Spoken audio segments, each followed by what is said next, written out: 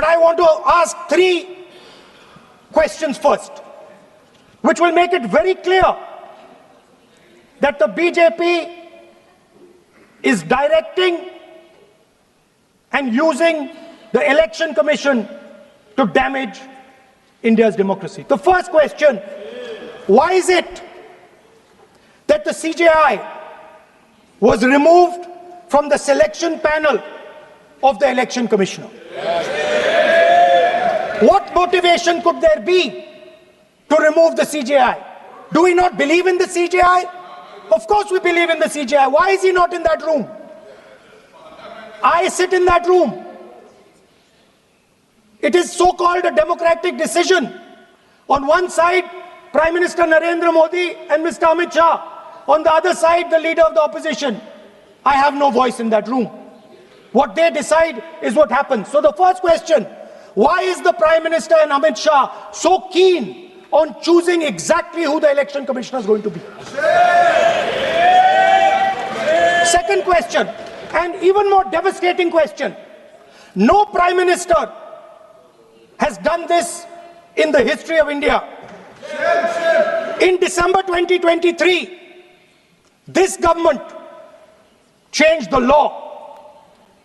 They changed the law to make sure that no election commissioner could be punished for any action they take while they are election commissioner. Yes.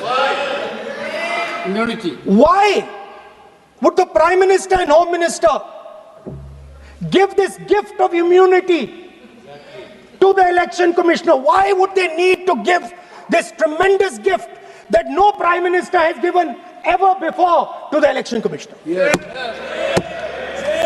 Mr. Shah is looking into the ceiling. Maybe he will answer this question when he speaks. And finally, why was the law with regards to CCTVs and the data that they contain changed? Why was a law put in place that allows the Election Commission to destroy CCTV footage 45 days after the election? What is the need? The answer given is it is a question of data. It is not a question of data. It is a question of stealing the election. How? When we are talking about electoral reform. Electoral reform is very simple. The point is, nobody wants to do it. The government doesn't want to do it. What does electoral reform require? What we've been saying. Number 1, give machine-readable voter lists to all political parties 1 month before the election. That's the first step. The second step is take back the law that allows the destruction of CCTVs, CCTV footage. Very simple, not difficult. While you're doing that, also tell us what is the architecture of the EVM. Give us access to the EVM. Let our experts go and see what is inside the EVM. Till today, we have not had access to the EVM. We are not shown the architecture of the EVM. We're not physically allowed to go and see an EVM.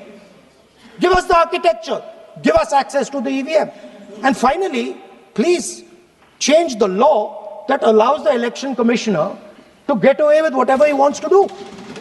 That's all the electoral reforms you need. And I want to assure the election commissioner that they might be under the impression that this law lets them get away with it. Let me remind them, don't worry, we are going to change the law and we are going to change it retroactively and we are going to come and find you.